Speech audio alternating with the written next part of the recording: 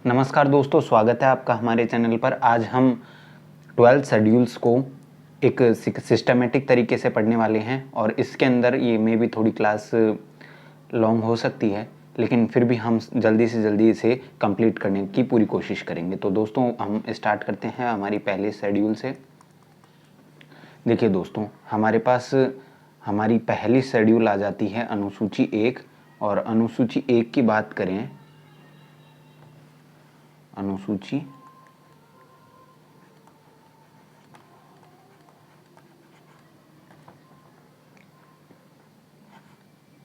और अनुसूची 1 में बात करें तो हमारे पास राज्य तथा केंद्र शासित प्रदेशों के नाम, सीमा तथा न्यायिक क्षेत्र। ठीक है, पहली अनुसूची में नाम, न्यायिक क्षेत्र,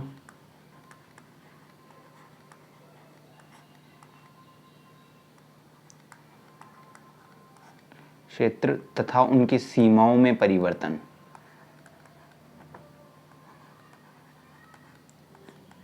उनके सीमाओं में परिवर्तन पहली अनुसूची से संबंधित है। यदि किसी भी यदि राज्यों की सीमा में परिवर्तन करना होगा, उनका नाम बदलना होगा या उनका न्यायिक क्षेत्र में बदलाव करना होगा, तो कहाँ पर संशोधन किया जाएगा? पहली अनुसूची में। तो अब दोस्तों, हम बिना टाइम वेस्ट किए हमारी नेक्स्ट सूची में चलते हैं। मैं एक बार थोड़ा पेन हाईलाइट कर लेता हूँ।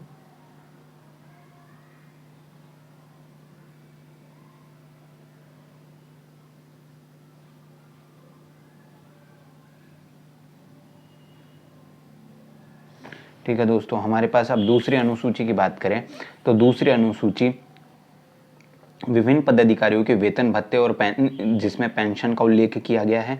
अब बात करें दूसरी अनुसूची के अंदर कौन कौन से पदाधिकारियों के वेतन भत्ते तथा उपलब्धियों का लेखांकन किया गया है, तो मैं आपको बता दूं, पहले नंबर पर हमारे पास भारत के राष्ट्रपति, भारत के राष्ट्रपति, राष्ट्रपति के वेतन भत्ते। फिर दूसरे पॉइंट की बात करें तो हमारे पास राज्यों के राज्यपाल, राज्यपालों के वेतन भत्ते। ठीक है, फिर लोकसभा के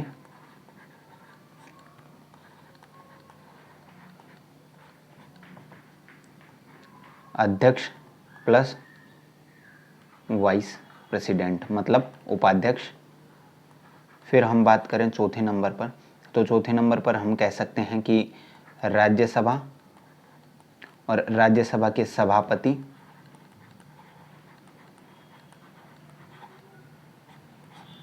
और उपसभापति।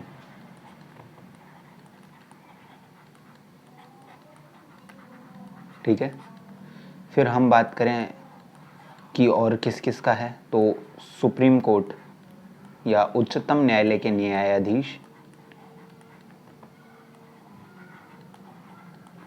ठीक है, फिर हम बात करें और किसका है, तो कैग, नियंत्रक एवं महालेखा परीक्षक। ठीक है,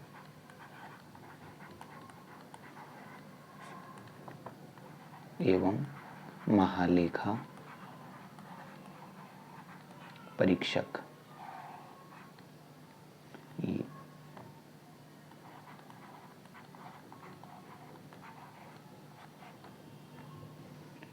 ठीक है दोस्तों,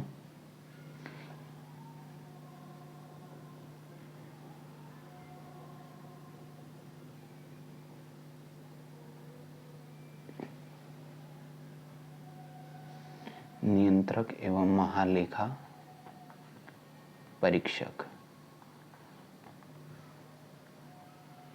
फिर हम बात करें 7वें नंबर पर कि 7वें नंबर पर राज्य विधानसभाओं के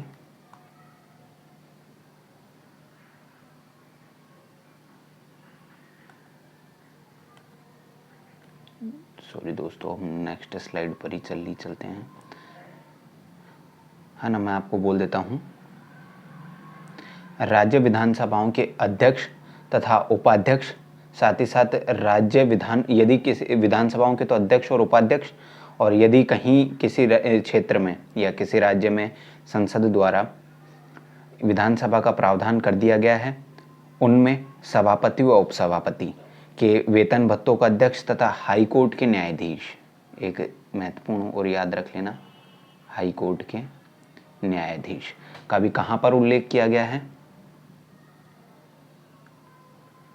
फिर हम बात करें कि हमारे पास तीसरी अनुसूची की बात करें तो तीसरी अनुसूची में हमारे पास आ जाते हैं शपथ का प्रारूप, कि संविधान में तीसरी अनुसूची, थर्ड अनुसूची में किसका प्रावधान किया गया है, शपथ का। शपथ की बात करें तो शपथ का प्रारूप पहले तो सबसे पहले संघ के मंत्री, फिर लोकसभा के उम्मीदवार, या इसे आप कह सकते हैं संसद के निर्वाचन हेतु अभ्यर्थी, ठीक है, अभ्यर्थी, संसद के निर्वाचन हेतु अभ्यर्थी, उच्चतम न्यायालय के न्यायाधीश, ठीक है, नियंत्रक एवं महालेखा परीक्षक, राज्य के मंत्री, राज्य विधानमंडल, यह मैंने बता ही दिया, इन्हें राज्य विधानमंडल के चुनाव के अभ्यर्थी भी कहा जाता है, राज्य विधानमंडल के सदस्य, है ना, और उच्चतम न्यायालय के न्यायाधीश। अब हम बात करें कि इनके अलावा जो मेन क्वेश्चन पूछा जाएगा ना दोस्तों, वो यहीं से पूछा जाएगा कि किसका प्रावधान है तीसरी अनुसूची में और किसका नहीं। तो दोस्तों 3 अनुच्छेद आपको याद रखने हैं, ठीक है। तो मैं आपको 3 अनुच्छेद बता देता हूं, एक तो 60, 69 और 159, 60, 69 और 59, ध्यान रखना, 60, 69 और 59, 60, 69 और 59।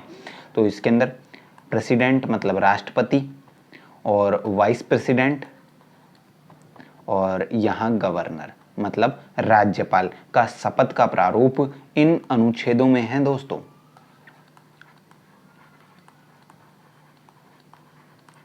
ठीक है, इन अनुच्छेदों में है। अब हम बात करें कि हमारी पांचवी अनुसूची की बात करें तो पांचवी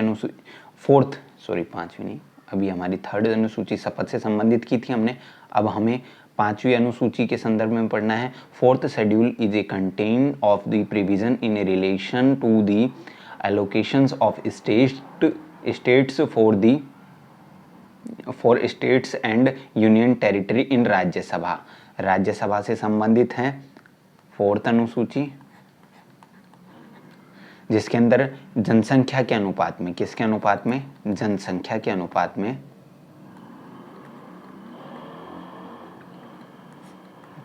में सीटों का आवंटन किया गया है, ठीक है दोस्तों।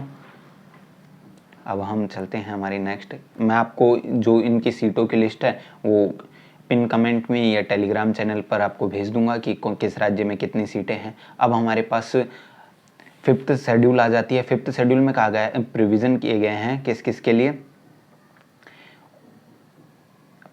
एडमिनिस्ट्रेशन और control of schedule area in the schedule tribes, मतलब अनुसूचित क्षेत्रों और अनुसूचित जनजातियों के प्रशासन तथा नियंत्रण, ठीक है। कौन सी अनुसूची, फिफ्थ शेड्यूल में कहा गया है कि एक तो अनुसूचित क्षेत्रों,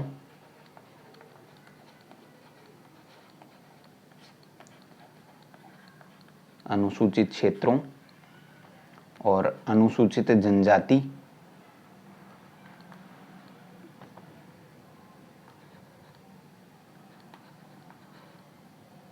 जाति के प्रशासन, एडमिनिस्ट्रेशन और कंट्रोल, ठीक है दोस्तों।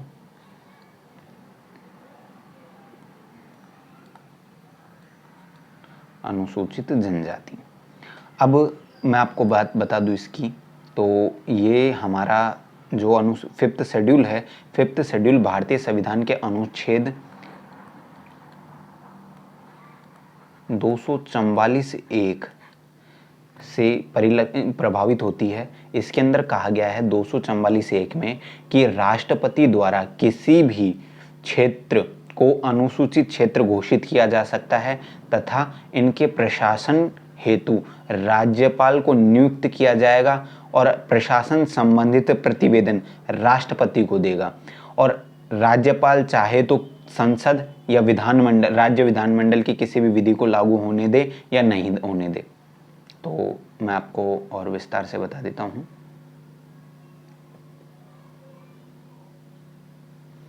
कि इसके अंदर देखिए अनुच्छेद 244(1) में राष्ट्रपति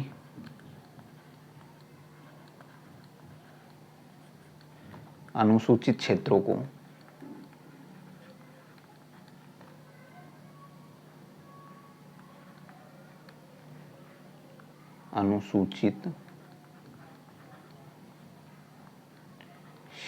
घोषित करेगा। ठीक है, अनुसूचित क्षेत्र को घोषित करेगा। साथ ही साथ इनका प्रशासन कौन करेगा? अनुसूचित क्षेत्रों का प्रशासन करेगा राज्यपाल। कौन? राज्यपाल। और राज्यपाल जो प्रशासन किया है इसकी प्रतिवेदन मतलब रिपोर्ट किसको देगा? राष्ट्रपति को। और फिर यदि राज्यपाल चाहे तो या तो संसद या हो विधानमंडल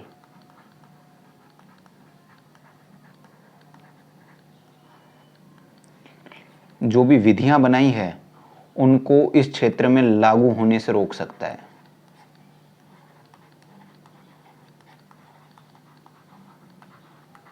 ठीक है, और इनके प्रशासन हेतु ध्यान रखना दोस्तों, जो अनुसूचित क्षेत्र हैं इनके प्रशासन हेतु जनजातीय सलाहकार परिषद का गठन किया जाएगा जो 20 सदस्यीय होगी। कौन सी? जनजातीय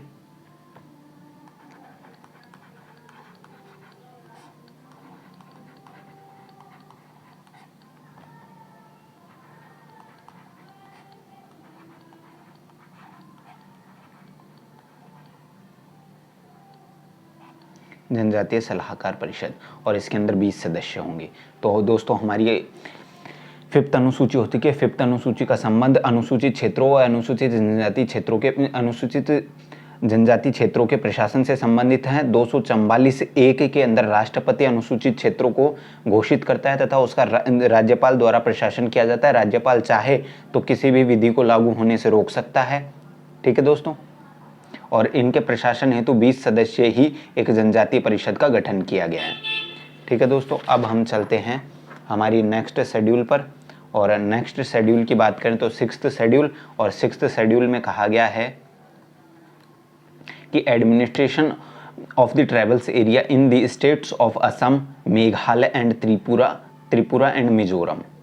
ठीक है, तो कुल मिला के कितने राज्यों का, कितने स्टेट्स का? असम, मेघालय, त्रिपुरा और मिजोरम। में ऐसे आप एक ट्रिक लगा के याद कर सकते हैं।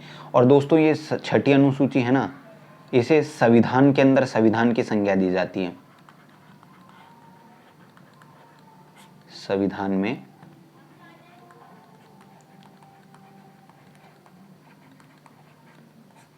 संविधान की संज्ञा दी जाती है।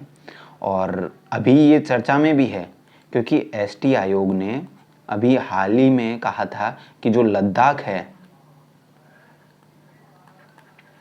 लद्दाख को इस सूची में शामिल कर लिया जाए क्योंकि उसकी एक विशिष्ट सांस्कृतिक परंपरा है।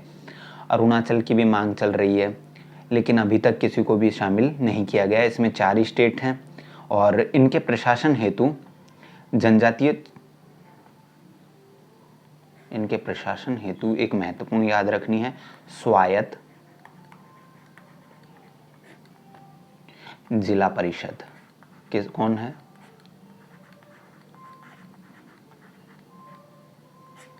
ठीक है, 3 स्टेट आपको मैंने बताई दिए। ठीक है, ये 3 स्टेट हो ही गए। और स्वायत्त जिला परिषद में सदस्यों की संख्या 30 होती है। कितनी? 30। और मैंने इससे पहले आपको 5th शेड्यूल बताया था, तब कहा ही था कि जनजातीय सलाहकार परिषद 20 सदस्य ही होती है और इसका गठन राज्यपाल द्वारा किया जाता है। और कौन से क्षेत्रों में? प्रशासन हेतु अनुसूचित और अनुसूचित जनजाति क्षेत्रों में नियंत्रण एवं प्रशासन के लिए। और फिर अब 6th शेड्यूल की बात करें तो 6th शेड्यूल के अंदर 4 राज्यों का प्रशासन और एडमिनिस्ट्रेशन, मतलब प्रशासन से संबंधित हैं, जिनमें प्रशासन हेतु स्वायत्त जिला परिषद का गठन का प्रावधान किया गया है। और एसटी आयोग का आपको मैं छोटा सा बता दूं कि लद्दाख में हाल ही में चर्चा में रहा है, तो मैं आपको इससे संबंधित प्रश्न भी दूंगा नेक्स्ट क्लास में। फिर हम बात करें कि हमारी 7th शेड्यूल की बात करें तो 7th शेड्यूल शक्तियों के विभाजन से संबंधित है। किससे? शक्ति विभाजन। ठीक है। शक्ति विभाजन की बात करें तो यूनियन, स्टेट और कॉन्क्रीट, मतलब संघ सूची, राज्य सूची और समवर्ती सूची। ठीक है दोस्तों, इसे हम आगे भी पढ़ने वाले हैं विस्तार से, तो वहाँ देख लेंगे, क्योंकि यहाँ हम केवल ब्रीफ नॉलेज ले रहे हैं। अब हमारे पास आ जाती है हमारी 8th शेड्यूल। 8th शेड्यूल की बात करें तो मूल संविधान में कितनी भाषाओं को शामिल किया था? 14 भाषाएं। कितनी भाषाएं? 14 भाषाएं। और बात करें कि वर्तमान में कितनी, तो वर्तमान में है 22 भाषाएं। ठीक है।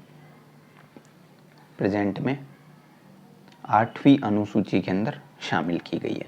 अब मैं आपको बात बता दूं कि यदि अभी वर्तमान में राजस्थानी को और कुछ भाषाओं को 8वीं अनुसूची में शामिल करने की मांग की जा रही है, तो मैं आपको बता दूं कि यदि आपको पता है कि 8वीं अनुसूची में किसी भाषा को शामिल कर लिया जाए तो उसका क्या महत्व होगा या उस पर क्या प्रभाव पड़ेगा, तो इसे आप कमेंट बॉक्स में पिन कर सकते हैं। देखिए दोस्तों, पहले मैं आपको बता दूं कि वर्तमान में कितनी भाषाएं हैं? 22 भाषाएं। असमिया, बंगाली, बोडो, डोंगरी, गुजराती, हिंदी, कन्नड़, है ना, कश्मीरी, कोंकणी। ठीक है, आप ये पढ़ सकते हैं पूरी। और मैं आपको एक महत्वपूर्ण बता देता हूं कि 21वें संविधान संशोधन द्वारा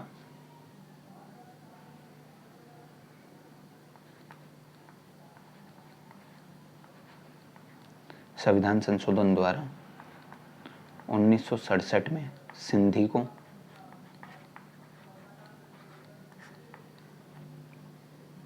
ठीक है 71वें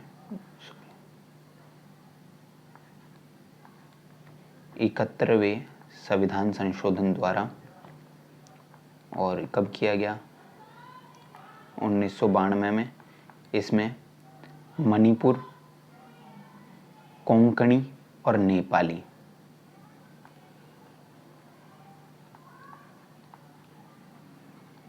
मणिपुरी, है ना,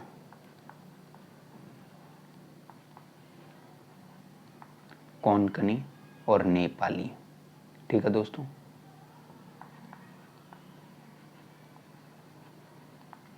नेपाली को शामिल किया।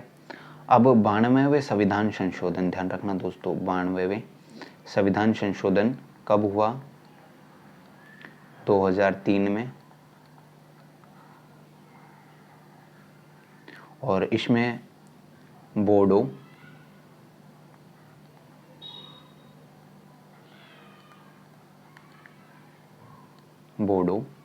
डोंगरी,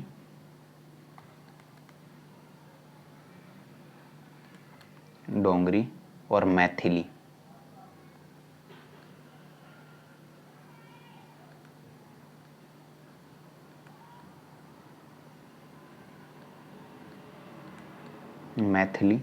और सांथली।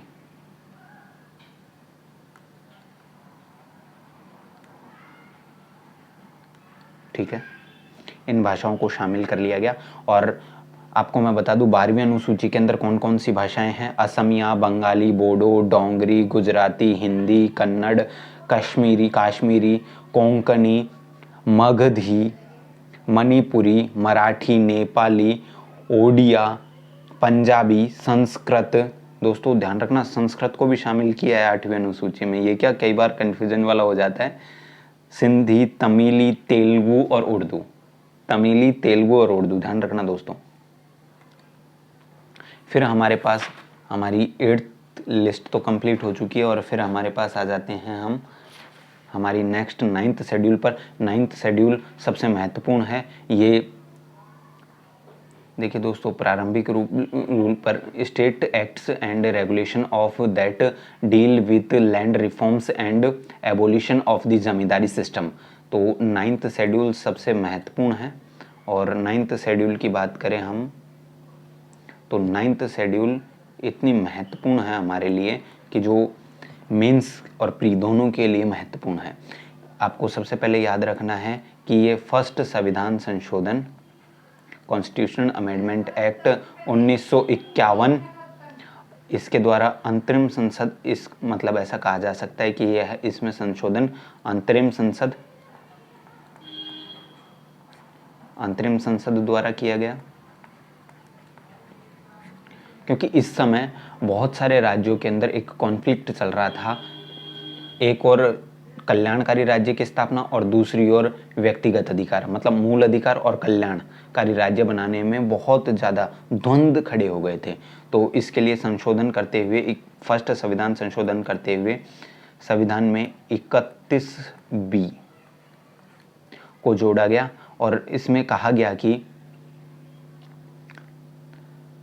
केंद्र और राज्य कुछ विधियों को शामिल कर इसे न्यायिक समीक्षा से बाहर कर दिया गया। किस समीक्षा से? न्यायिक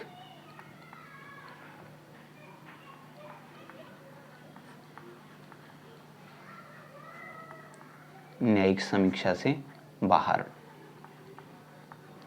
कि मतलब अब न्यायालय द्वारा इसकी न्यायिक समीक्षा नहीं की जा सकती। तो आपको एक चीज़ और याद रखनी है इसमें कि बात करें कि 19 अब प्रारंभ में इसमें 13 विषय रखे गए थे और वर्तमान में विषयों की संख्या 284 से अधिक विषय इसमें शामिल कर दिए गए हैं। और फिर बात करें कि न्यायिक समीक्षा से जैसे ही बाहर किया तो न्यायालय ने अपना कार्य किया और न्यायालय ने कहा अपने 2007 में एक अपने निर्णय IR कोहेलो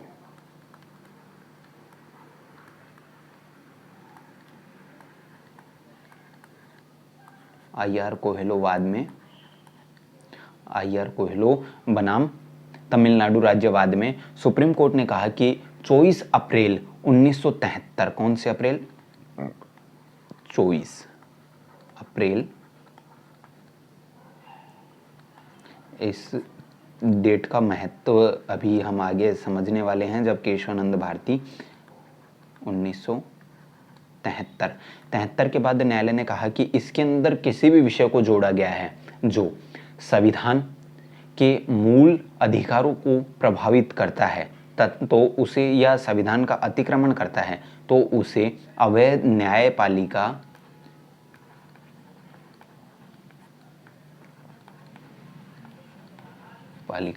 अवैध घोषित कर सकती है। कैसा घोषित कर सकती? अवैध। तो ठीक है, तो दोस्तों अब वर्तमान में यह 9वीं अनुसूची किसके अंतर्गत है? संसद द्वारा बनाए गए कानून यदि 9वीं अनुसूची में रख दिए जाते हैं तो न्यायपालिका की न्यायिक समीक्षा से बाहर नहीं है। अब न्यायपालिका इसकी समीक्षा कर सकती है। तो हाल ही में ये चर्चा में भी रही है क्योंकि तमिलनाडु के कुछ दलों ने ये मांग उठाई है। पहले तो राज्य सरकार के पास उन्होंने प्रस्ताव भेजा कि पिछड़े वर्ग को आरक्षण 50% से अधिक दे दिया जाए, तो केंद्र सरकार ने उनका इस प्रावधान को खारिज कर दिया। तो फिर वो सुप्रीम कोर्ट चले गए। सुप्रीम कोर्ट ने कहा कि आरक्षण मूल अधिकार है ही नहीं। ठीक है दोस्तों, आरक्षण मूल अधिकार है ही नहीं। तो फिर इसके बाद उन दलों के द्वारा आरक्षण की मांग की गई। और एक मैं आपको एक महत्वपूर्ण पॉइंट बता देता हूं, तमिलनाडु सरकार द्वारा 69% आरक्षण दिया गया है, जिसे 9वीं अनुसूची में शामिल किया 76वें संविधान संशोधन द्वारा। ठीक है, तो दोस्तों हमारी ये 9वीं अनुसूची भी कंप्लीट हो चुकी है। अब हम चलते हैं हमारी नेक्स्ट सूची पर। फिर disqualification of the members parliament and state legislature. ठीक है, अब हमारे दल बदल विरोधी अधिनियम से संबंधित हो जाती है हमारी 10वीं अनुसूची। तो आपको पता है क्रॉस, क्रॉस का मतलब निर्योग्यताएं। कब यदि किसी के भी कॉपी में क्रॉस लगता था तो आप याद कर सकते हैं कि क्रॉस कब लगता था, जब वो निर्योग्य हो जाता था। कब लगता था, निर्योग्य। तो इसे याद कर सकते हैं कि आप 10वीं अनुसूची किससे संबंधित है, निर्योग्यताओं से संबंधित। तो दल बदल विरोधी अधिनियम ये राजीव गांधी सरकार द्वारा दल बदल विरोधी अधिनियम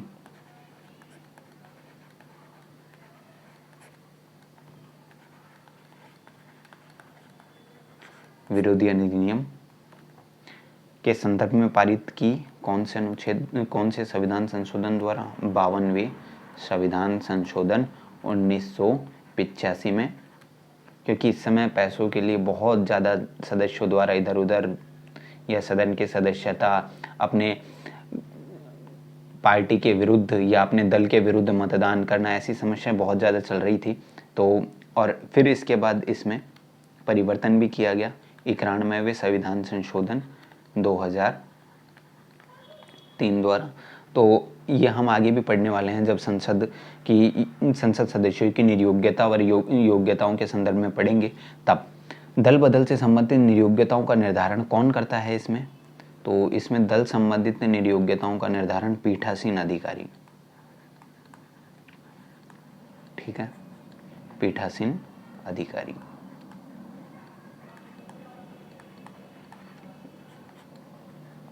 निर्योग्यताओं का निर्धारण कौन करता है, पीठासीन अधिकारी। प्रारंभ में इसमें न्यायिक समीक्षा नहीं की जा सकती थी, लेकिन कीहोतो होलोहन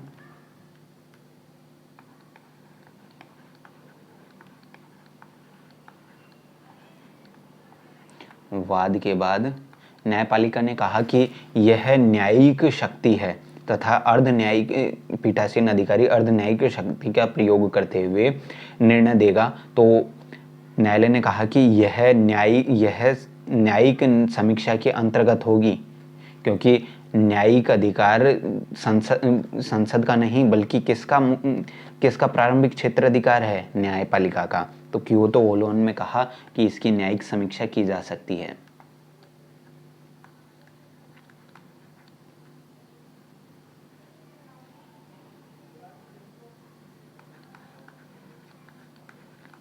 इसकी न्यायिक समीक्षा की जा सकती है।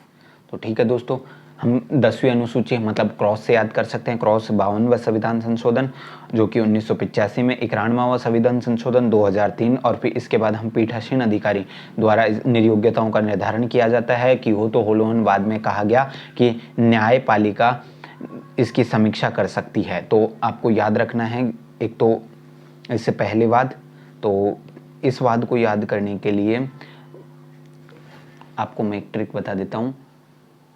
क्या होता है मतलब यदि किसी की भी डिस्क्वालिफिकेशन है तो क्या होता है ना। तो हल होता है, किसी भी समस्याओं का डिस्क्वालिफिकेशन के बाद हल होता है। तो इससे याद रख सकते हैं कि न्यायपालिका ने हल किया किसके अंदर, डिस्क्वालिफिकेशन का न्यायिक समीक्षा के अंतर्गत। तो एक ट्रिक्स के, हालांकि ये आपको बहुत महत्वपूर्ण काम आएगी। तो दोस्तों फिर अब हमारे पास आ जाती है हमारी 11वीं अनुसूची, और 11वीं अनुसूची को हम आगे विस्तार पूर्वक पढ़ने वाले हैं। 11वीं अनुसूची 73वें संविधान संशोधन 1992 द्वारा, और इसमें the power of authority, powers and authority and responsibilities of Panchayati Raj, इसमें 29 विषयों को शामिल किया गया है।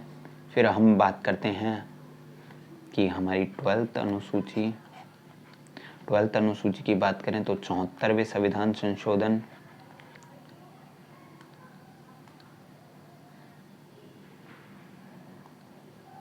74वें संविधान संशोधन द्वारा, ठीक है दोस्तों, 74वें संविधान संशोधन जो कि 1992 में किया गया और इसमें 18 विषय सम्मिलित थे। इसमें नगर पालिकाओं की शक्ति मतलब पावर्स, अथॉरिटी मतलब क्षेत्राधिकार, अथॉरिटी मतलब उनका उत्तराधिकार तथा responsibilities of a municipal board. इसी के साथ साथ न्याय क्या बोलते हैं, इन्हें मूल संविधान में ध्यान रखना नगर पालिकाओं का यूज किया है। किसका?